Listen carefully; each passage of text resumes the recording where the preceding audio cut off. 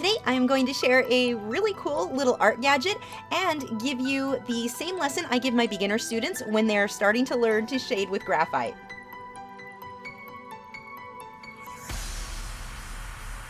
This is the Magcon. It is a mini compass protractor combo. Cute little thing you can fold up into your sketchbook. Really, really handy. And the thing that I like about this is that unlike using a traditional tool, you are not going to get that little point that puts a hole in your paper. So it makes it really easy to get the circles this way.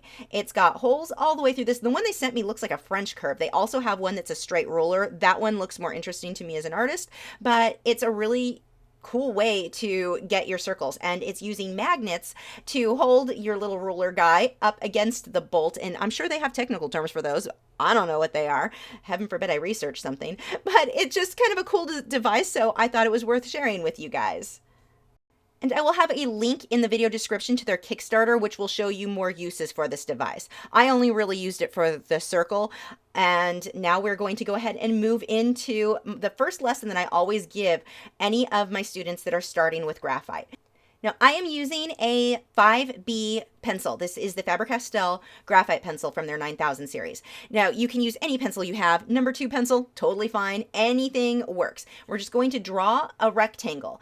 And within that rectangle, I do not care if you stay within the lines. That's not the point of this exercise. We want to fade this from really dark all the way up to no graphite on the paper. So our values from 0 all the way to 10. 0 being nothing, 10 being the darkest. I'm using this shading tool. If you don't have that, you can use a piece of paper towel or a Q-tip if you've got that. Anything you've got, and I'm going to blend that. Now notice that when I added the graphite, I only went about halfway across my rectangle there. The shading tool that I'm using, it's very, very dirty, as you can see.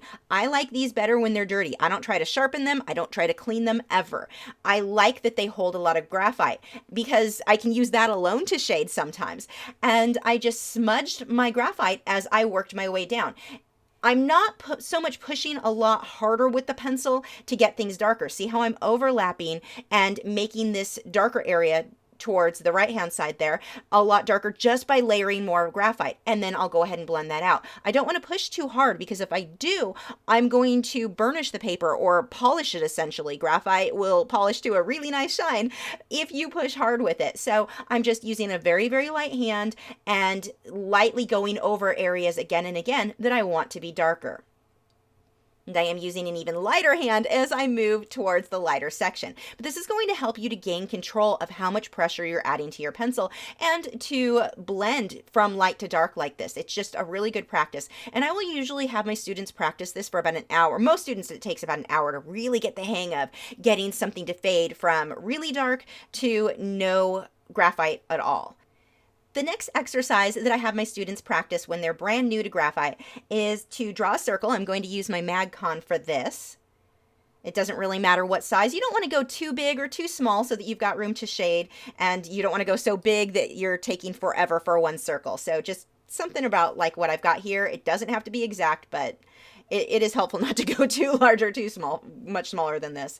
I'm going to use my pencil and see how this time I'm moving it around. I'm following the curve of that circle. Now your circle does not have to be absolutely perfect, and you actually don't really need to stay inside the lines here. It isn't super important when you're first practicing, just getting the hang of this. But see how I'm moving that pencil around the edge? It's curving. I'm not making straight lines. For the first exercise that we did, I was working my pencil in little ovals. Here, I'm trying to follow a nice curve. I don't want straight lines, and every once in a while I'll make a line that's a little too straight and you'll see me have a corner or a point. I'm just going to round that out with my pencil, keep following around the edge of this circle, and we're going to have a shape that's very much like a crescent moon. Going to go back over that. Again, I don't want to push very hard with this pencil because just like before, if you push hard with your graphite pencil, you're going to end up with a really high shine because you're essentially polishing the graphite at that point. You can turn the paper as you need to in order to keep your hand moving in that sort of half circle shape that I'm doing here. See, there's that point I was talking about. We want to round that off. We want to make sure that we stay within that circular form. And then when I'm filling in, I switch to making little ovals or little circles when I get into going back over an area that I want to be darker, once I have my initial rounded shape in.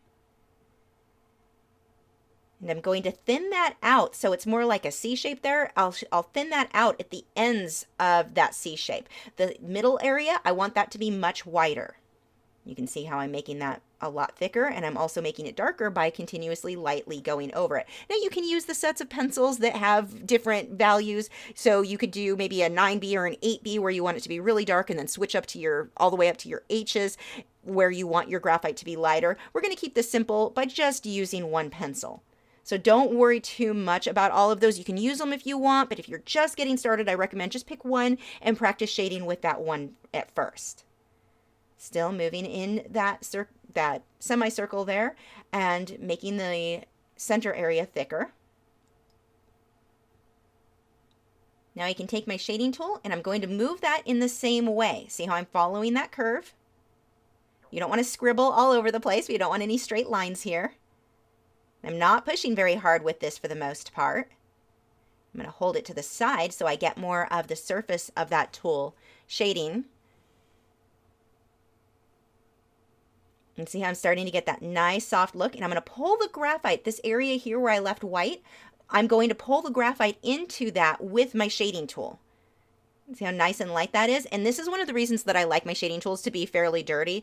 I don't want them clean because they're so useful for spreading the graphite that it holds from years and years of use. This shading tool is probably, gosh, close to 10 years old. I've had that one for a really long time. But see how it's much, much darker on the left, and I want it to get much lighter as I move over to the right. This is going to give me something that's more three-dimensional looking. And I generally have my students repeat this process until theirs look pretty much like mine. It's okay when you're blending, if you go outside of the circle, you can just take an eraser and erase that, clean up those edges if you need to. But this is going to give you a great foundation to creating very realistic looking graphite pieces. And if you want to check out the Magcon, I will have a link to their Kickstarter below in the video description.